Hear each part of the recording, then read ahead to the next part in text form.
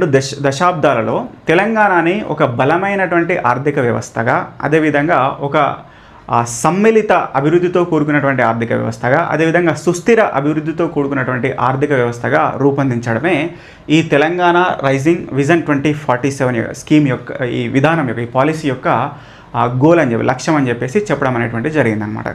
కాబట్టి దీనిలో వాళ్ళు ఏం చేద్దాం అనుకున్నారా అంటే, సో ఈ పర్టిక్యులర్ పాలసీ ద్వారా ఉన్నటువంటి లక్ష్యం ఏంటి, గోల్ ఏంటి అనే దాని గురించి మనం చూస్తే, సో ఈ డాక్యుమెంట్లో మెన్షన్ చేశారు ఈ పాలసీ యొక్క విజన్ అంటే అసలు దీని యొక్క లక్ష్యం గోల్ ఏంటి అనే దాని గురించి.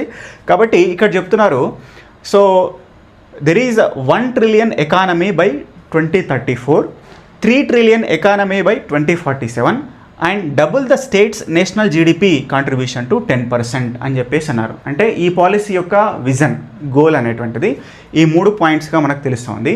ఏంటంటే 2034 కల్లా 1 trillion ఆర్థిక వ్యవస్థగా తెలంగాణ రాష్ట్రాన్ని రూపొందించడము, 2034 కల్లా 1 trillion ఎకానమీగా రూపొందించాము. అదేవిధంగా 2047 2047 కల్లా 3 trillion ఆర్థిక వ్యవస్థగా తెలంగాణ రాష్ట్రాన్ని రూపొందించడము. ఇది షార్ట్ టర్మ్ గోల్, ఇది లాంగ్ టర్మ్ గోల్గా పెట్టుకున్నారు.